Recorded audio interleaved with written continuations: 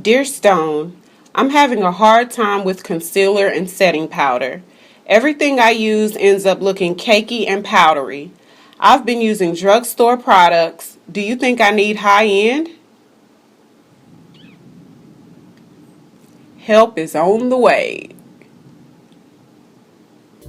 So I'm assuming that you mean under eye, and by cakey, you're probably meaning like not smooth, rough patches, and just not like that seamless airbrush look that you're going for. To start off, of course, you want to make sure that your skin is properly prepped, because if it's not, that could cause cakiness. Some people on their skin, it's not properly, I don't want to say clean, but if you have rough skin and you don't exfoliate, sometimes when you put makeup on top, it can look a little bit cakey because you have texture there and it's not smooth. So you want to make sure that you exfoliate regularly, at least like a couple of times a week, and then that could just help the canvas, which is your skin, to be as smooth as possible for your makeup. Also, you want to make sure that your skin is not too oily or too dry. If your skin is too dry, of course, that could sometimes lead to having like dead skin or flakiness on the skin. So whenever you apply your under eye products, then sometimes you can get that cakey buildup. And the same thing, if it's too oily, you can get buildup as well. So if your skin is too oily or too dry, make sure you have the proper skincare routine and the proper primer after your moisturizer for either oily skin or dry skin. Before I started, I just got a wipe and made sure that everything was cleaned off my face. And then I applied my moisturizer. So now I'm going to go in and prime using Smashbox Photo Finish Primer. I have a little sample of it. And this stuff is really smooth. It helps you to get like a smooth canvas on your face. It's sort of like a silicone-based primer. So if you have super oily skin, you might want to stay away from silicone primers just because it adds to that slickness. I would invest in the Becca Matte Primer or either the Makeup Forever Step 1. That's really, really good if you have oily skin. And you can already see right now how this primer is like just smoothing out everything. So that way when I go in with under eye concealer or any type of powders, it's very smooth in that area. So the step one is you just really want to make sure that your skin is properly prepped and smooth, because if you go in with any type of products and your skin is not properly prepped or have texture or anything, then that definitely is going to add to cakiness. And I've told you guys this before, having a smooth makeup look or a flawless finish is about thin layers of product. So you never want to have too much of any one product, because that definitely will add to cakiness. So right after primer, I'm going to go in and color correct, which to do that, I'm going to be using the NYX Conceal, Correct, and Contour palette.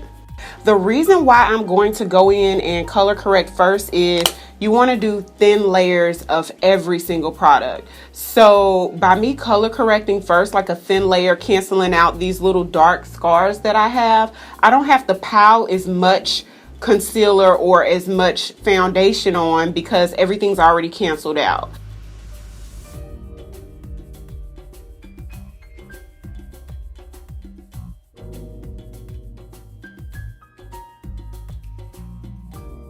And with each product you apply, you want to make sure that everything is as smooth and seamless as possible. So I'm just going to go ahead and buff out the edges of the product using my fingers, because tools are important too. And don't forget that your fingers is one of the best tools in makeup that you can use. So now that we have our thin layer of color corrector and everything is smooth, you just want to take one look over and just make sure nothing is cakey. You don't have any extra buildup anywhere, and then ensure that you've taken the proper amount of time to blend, because blending is going to be key as well in making sure that your makeup is not cakey. So today for foundation, I'm going to go in with MAC's Pro Longwear Nourishing Waterproof Foundation. And once again, you want to use minimal product.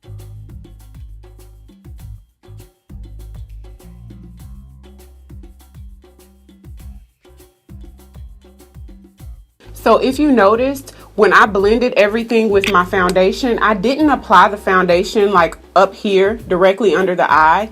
I put dots all around my face, but the closest I got to under eye was probably like here. and then I use my beauty blender to blend going upward. That way I don't have like a whole clump or too much product directly under the eye, and sometimes that can cause buildup. So with your concealers and your foundation, make sure you don't apply directly under the eye and then blend it going upward. That way you know for a fact you have minimal product there. So for concealers, you want to be careful to choose the right product because some concealers are too heavy for certain skin types. Some of the concealers that I like is the Maybelline Fit Me. On pretty much everybody, this should be okay. LA Girl Pro Concealer, it's really cheap and it goes on really nice. And then the Dream Lumi Highlighting Concealer Pen, I really like this one too. It goes on really nice and smooth under eye. So the same thing with under eye, you don't want to get the product too close to the under eye area. I'm going to go ahead and use the Dream Lumi. And so whenever I apply it, I'm careful to sort of go here. I'm not going all the way up, but just a little bit ways down. That way you have room to blend it up and you know you're not going to have cakiness built up under there. I love to blend out under eye concealer with my finger, but if you don't want to use your finger, then you can use like a beauty blender or something like that. And you see how I'm working the product upward? I'm blending the majority of the product out, and then whatever's left, I'm sort of working it upward. That way I'm getting that color that I want there, but I'm not getting a whole lot of product there. Like that. So it's nice and smooth under eye. Once again, you want to be careful with choosing a powder because with some powders you can experience cakiness even if all the previous steps I showed you is leaning towards a smooth under eye. If you have a powder that's too heavy for you or that doesn't really work with your skin, makes you oily or oxidizes weird on you, then you will experience cakiness. So you want to find a powder that's good for you. A couple of powders that I really like to use under eye is the RCMA No Color Powder. It's a really thin, finely milled product, and it just glides on very smooth without being too heavy. I like to apply it with a brush like this, or either sometimes I like to use like cosmetic wedges. That does really good too. So just kind of throwing some options out there. If you tried some of the things I'm saying, I just want to have a few options out there because some of the stuff I'm saying, you know, might cause cakiness, may not cause cakiness for others. I really like the Ben Nye Luxury powders. Those powders are really finely milled and they go on really smooth under eye as well. So for today, I'm going to take my Revlon Nearly Naked Face Powder, and it's in the color Medium Deep. And I'm going to use this e.l.f. small tapered brush. It's $3 at Target. This brush is really good for under eye. And I'm just going to lightly set. Again, just like applying the concealer, whenever you put your brush down first, that's where the majority of the product is going to go. So whenever you dip the product in the powder, don't apply directly under here first. You kind of want to go down a little bit and then fade your way upward. So down a little bit and then fade your way upward. So I'm going to finish the rest of my face real quick and I'll come back and show you the final look.